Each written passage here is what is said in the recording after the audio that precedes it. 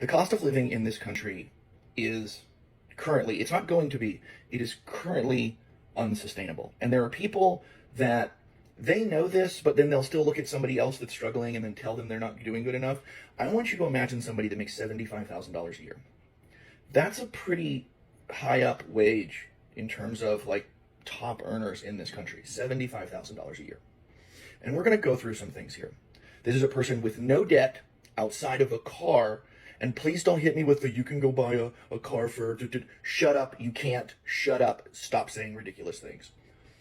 An entry-level decent car is $30,000. So this person who puts $200 a month into insurance and they pay 5% into their 401k because shut up, people should be able to put money into their retirement. Because if you're not doing it now, you're never going to get to start doing it later. So after those two things come out of their paycheck and their taxes are paid, they bring home $53,850 a year from a $75,000 paycheck. Average rent in my state for a one-bedroom apartment, because an adult should be able to live by themselves, $1,700. That car payment at 6% for an entry-level, very reasonable sedan, nothing fancy, that car payment's $579 a month. Car insurance, $240 or so a month for a lot of vehicles in this day and age. You're a young person, you've got a nice job, but the insurance companies still want to screw you over. Food. You only cook at home. You never, ever go out. You only cook at home and you only eat decent quality food because a human being should be allowed to eat decent quality food. You pay $879 a month for that. You spend $250 a month in gas. You wear and tear on your car $100 a month. $80 for your phone, $80 for your internet, $175 a month for your electricity, $70 for your water, $20 for your cash. You make $75,000 a year, and outside of a car payment, you have zero debt. Do you know how much money you have left over annually at a $75,000 wage? You do nothing. You don't own a Netflix. You don't go out on a date. You don't pay to go to a park. You don't go watch a movie. You do nothing. If you can't find it on the internet for free, you don't get to do it. If you can't cook it at home for your $800, you don't get to do it. You have $3,700 left over annually. That's like $320 a month. And there's going to be, well, that's $300. Shut up. Shut your stupid, contrarian, edgelord mouth. That's not a doctor bill, because God knows just because we have insurance doesn't mean that we don't still pay far out the ass when we go to the doctors. People like to be entertained. They want to date. They want to... There's those of you out there that will tell somebody living like this on $75,000 a year before taxes that they are not doing what they're supposed to do, that they should get a second job, that they should get a side hustle, that they should get a better job. And the fact that you would look at somebody with no debt other than a car and say something like this to them means objectively you're a moron and you live in a fantasy world. This is unsustainable. The cost of living is getting actually outrageous. I started today like, oh yay, I'm a second year lawyer, like, oh, I made it through my first year. And I ended it really pissed off because I was like, oh yeah, I am a second year lawyer and I still cannot afford to live on my own in a way that would not be stressful, or in a way that I would not struggle, or in a way that I can do so without financially burdening myself by going into debt. My goal this year was to move back home with my parents, move back to New Orleans, which is a cheaper cost of living market, especially compared to New York, LA, Miami, the other three markets I was considering. Move home for a year, save my money, and then buy a house. Right? Make a smart investment. Don't throw all my money out the window on rent. I can rent out a room, help me pay down the mortgage faster. Like, just being savvy and strategic and smart. Well, we're now officially a year into that plan, hence, oh yay, I'm a second year lawyer, whoop, whoop, whoop. And I have enough money for a down payment, but you know what I cannot afford? Damn near 7% interest rate on your principal mortgage amount. Rising property taxes, rising insurance costs, especially in Louisiana. So while I have down payment money, especially if I use an FHA loan, I literally could not afford, in a financially responsible way, my mortgage. I would be house poor. So if I'm going to be house poor, that defeats the purpose of being fiscally responsible and purchasing a house. So there's that. Also, the money that I've saved is probably just enough for a year's worth of rent. I have multiple reservations with renting in New Orleans. My main one being, why would I pay rent in a city where my parents own a house? I just think that's counterproductive. And two being, I would rather rent in a more expensive market like New York. And that's just housing. That's not counting how expensive everything else has gotten as well. I saved that money by living at home, but even still, I had to make such big financial sacrifices to still save that money, even with living at home, because the cost of other things is so ridiculously high. Like I've been talking about, I've been suffering hair loss. Every time I go to the dermatologist, that's $150 an appointment per half hour. The medicine that I was prescribed to alleviate my hair loss is about $60 a bottle. The other serum that works well for my hair is also $60 a bottle. And maybe to some people, those are not necessities, but it's a necessity to me for my hair not to fall out. So I can't cut those expenses. And there's things that I have tremendously cut from my spending habits. For example, I don't have a gym membership anywhere. I cut down shopping for clothes. I hardly ever shop for clothes. Maybe every couple months I'll get a couple new pieces.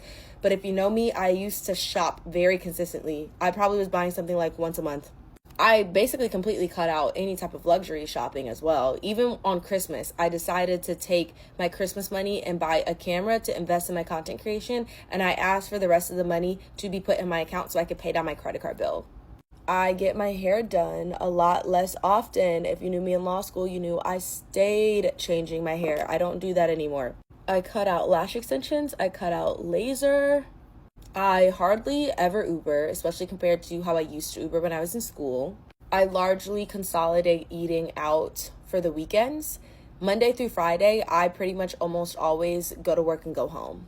The thing that I splurge on is literally going out a couple of days, once or twice with my friends, my hair, skin, and makeup. And to me, those are things like, well, what the heck? Are you going to live a life? You have to be able to live a life. All that to say, I have the money to live on my own, but I could not do so in a comfortable manner that would not be financially stressful. And I'm sitting here like, wow, I can't even imagine having student loans on top of all of these things.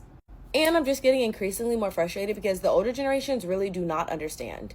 They do not understand. They think you make so much money. They think your dollar stretches so far. They just do not get it because when they were young professionals, their dollar went a lot further than ours did. I just feel like our generation, you have to have multiple jobs if you really want to be able to afford to live comfortably, to still save money, to still be able to do nice things for yourself.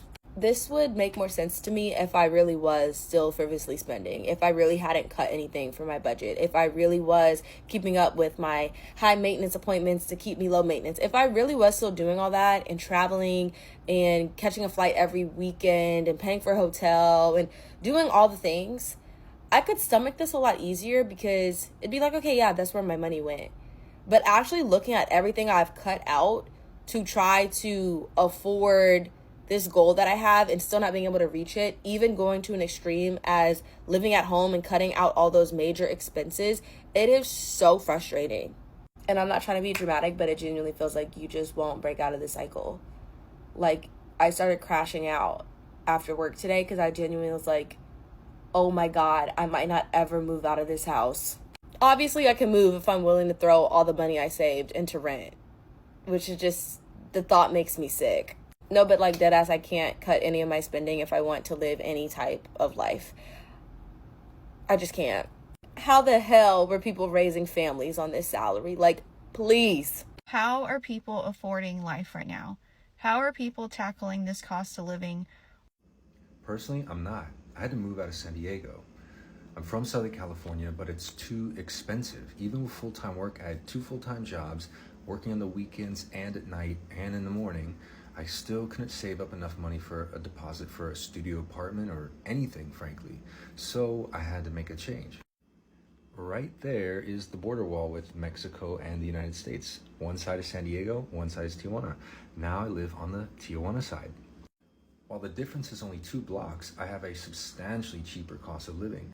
Currently, I'm renting a studio apartment for about $100 a week. I've seen comparable priced places going as far as a 2-bedroom with the same price point, $400 or $500 a month. The same kind of place in San Diego, 2 blocks away, would cost you upwards of $1,500 to $2,000 or $3,000. To go to work, I cross the border in the morning. A few times a week, I do Amazon flex shifts, and in about 2 full-time days, I pay my rent for the month. The thing is, I don't go every day because it's kind of a headache. So while I technically earn less, I have a greater purchasing power effectively. So 5 months ago, basically, I moved to Tijuana and went from being a full-time employee with 2 jobs, living in my van for years because I couldn't save the deposit, to having an apartment and having transportation and a pretty decent paying job relative to my cost of living. But isn't it dangerous? Isn't it unsafe? A little bit, it can be. But literally, as I'm saying that, the police roll by. There's constantly a presence, so it does feel a little bit safe for that reason. Living in your car is not safe either. Being in your car is you're harassed all the time. You're bothered by strangers trying to steal your stuff. That's not a good life either. So while it's not a perfect solution, it's a solution for now, and it works, and I've improved my quality of life by moving 2 blocks. Follow for more about the cost of living in Mexico.